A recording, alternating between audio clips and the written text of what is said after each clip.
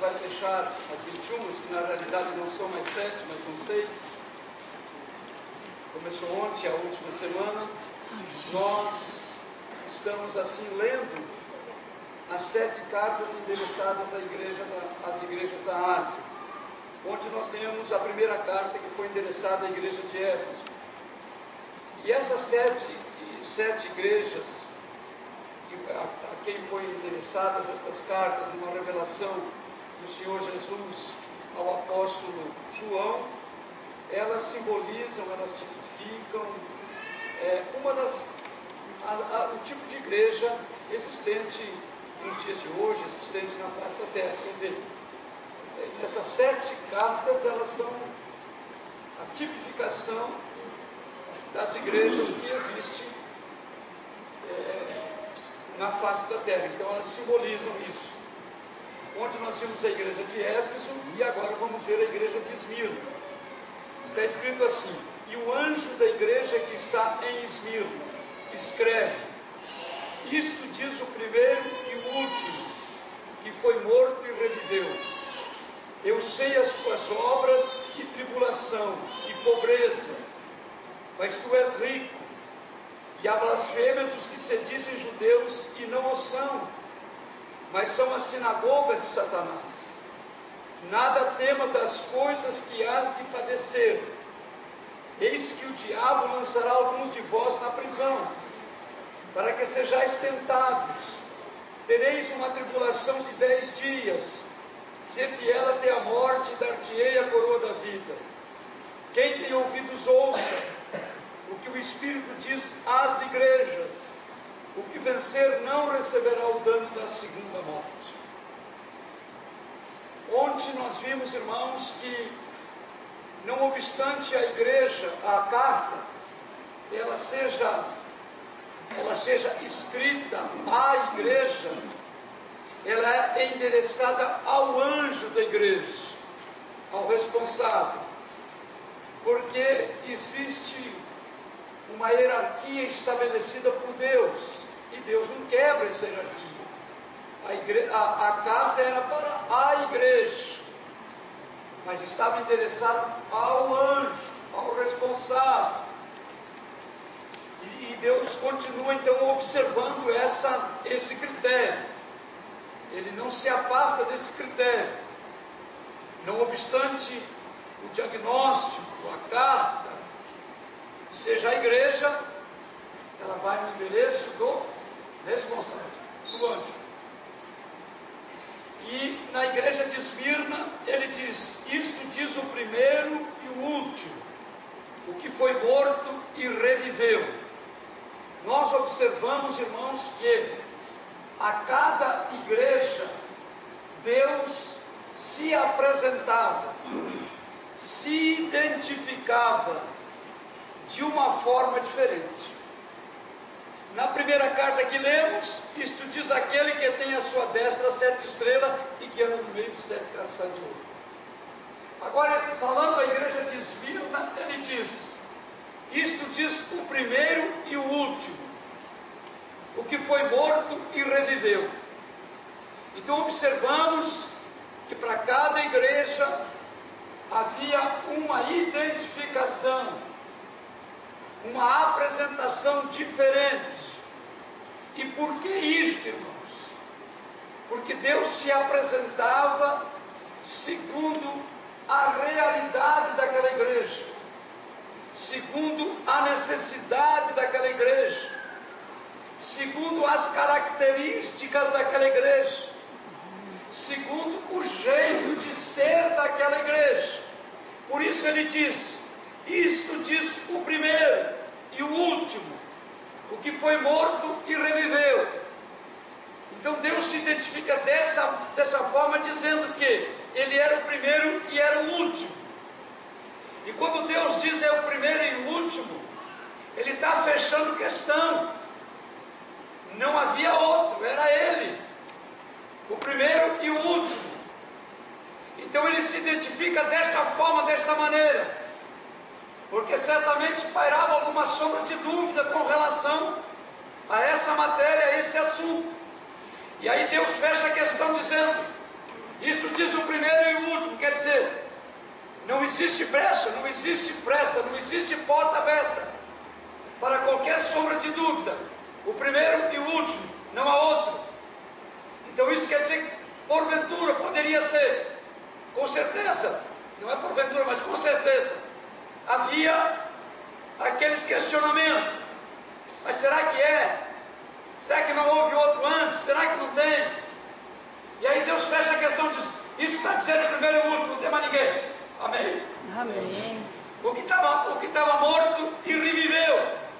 Então certamente pairava alguma sombra de dúvida, mas morreu.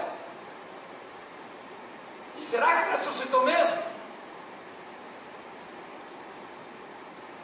Será que os discípulos não roubaram o corpo? Não esconderam o corpo?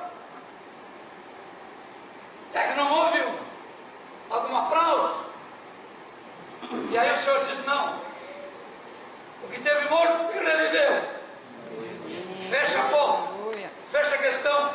Mata a charada. Diga comigo, glória a Deus. Deus é maravilhoso. Ele se apresenta segundo aquilo que há necessidade naquele momento. E aí ele diz assim, eu sei as tuas obras, e a tribulação e pobreza. Então isso revela o que, irmãos? Revela aquilo que já dissemos ontem, Deus sabe de todas as coisas. Mas aqui ele está dizendo, eu sei as tuas obras. Deus está dizendo, eu sei a tua tribulação, e eu sei a tua pobreza. Então Deus está clareando para a igreja que ele sabia o quanto tinha sido difícil ou o quanto era difícil. Deus sabia o preço que a igreja estava pagando. Deus sabia o preço que os irmãos estavam pagando. Não estou falando de dinheiro, mas para manterem a fé, para servirem o Senhor, para fazer a vontade de Deus. Então ele diz, eu sei as tuas obras. Ele está dizendo, eu sei que não tem sido fácil para vocês.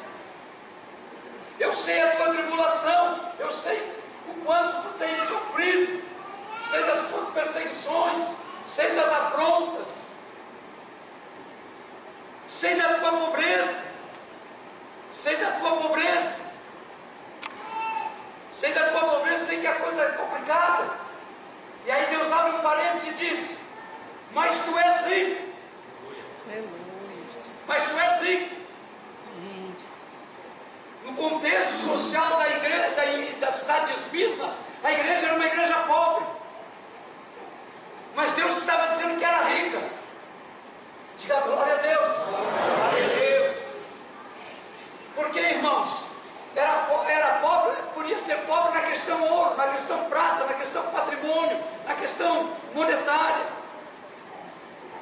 Mas Deus não estava vendo esse lado. Deus estava vendo a espiritualidade da igreja. Deus estava vendo a santidade da igreja. Deus estava vendo a pureza da igreja. Deus estava vendo a fidelidade da igreja. Deus estava vendo o comprometimento da igreja. E aí Deus disse, tu não é pobre não, tu é rico. Amém? Amém. Então, como falamos ontem, a forma como Deus é diferente. Diga aleluia, meu irmão. Aleluia. Amém? Amém. E eu quero dizer para vocês, importa ser rico com Deus. Amém. Amém? Amém. Em Deus. Amém. E ele diz assim, e há blasfêmias os que se dizem no Deus e não são, mas são sinagoga de Satanás. O que Deus estava dizendo? Vamos botar uma linguagem para a gente entender. Tem muita gente travestida de judeu, mas não é judeu. Escute isso. Tem muita gente que diz que é judeu, mas não é judeu. Amados, não é diferente de hoje. Tem muita gente que diz que é crente, mas não é crente. Tem muita gente que diz que é salvo, mas não é salvo. Tem muita gente que diz que faz parte do corpo, mas não faz. Tem muita gente que diz que está comprometida com o reino, mas não está. Naquela época já era assim. Então tinha muita gente se identificando como judeu, mas não era judeu. Era o quê? Sinagoga de Satanás. Então é que nem Denorex, parece que é remédio, mas não é. Parece que é crente, mas não é. Parece que é judeu, mas não é. Você pode dizer amém? Amém. Então existe muita gente que parece que é. Dizem que são, mas não são. Dizem que são, mas não são. Não é diferente hoje. Tem muita gente que diz que é. É santo, mas de santo não tem nada. E aí Deus continua dizendo: não tema das coisas que há de padecer. Certamente, irmãos, a perseguição era muito, então havia aquele temor. Quer ver aquele temor que vai acontecer com a igreja amanhã, o que vai ser da igreja amanhã, o que vai ser de nós. A perseguição, a tribulação. Sobreviverá a igreja no dia de amanhã? Estará tudo bem no dia de amanhã? Então certamente havia essas preocupações na igreja, na liderança, no coração, no seio da igreja. E aí Deus diz assim: não tema das coisas que há de padecer. Deus está dizendo para a igreja: vai ter problema, mas não tema. Vai ter prova, mas não tema. Vai ter tribulação, mas não tema. O diabo vai se levantar, mas não tema. Vai haver temporal, mas não tema. Vai haver blasfêmia, vai haver tudo, um monte de coisa, mas não tema. Deus está dizendo: não tema. O diabo vai se lançar, vai pegar um de vocês, vai colocar na prisão, mas não tema. O diabo vai fazer isso para que vocês sejam tentados, mas não temam. Não temam. Vocês vão ter uma tribulaçãozinha de 10 dias. Se a luta vai ser pequena, é 10 dias, passa logo, não tema. Não entre em pânico, não se desespere. Não arrete o pé, mantenha uma firmeza. Fique firme, 10 dias passa logo. Diga glória a Deus. Os temporais são rápidos, irmãos. Eles causam estrago, mas eles passam rápidos. Eles são rápidos. Eles causam estrago, eles destroem um monte de coisa, fazem um estrago danado, mas passa rápido. É 10 dias, passa rápido. Então ele diz assim: não tema, é uma tribulação apenas 10 dias. Fica tranquilo, ser fiel até a morte, e dar-te a coroa da vida. Quer dizer, fica firme, vai até o fim, não para no meio do caminho, não volta atrás, não retrocede, vai até a última milha.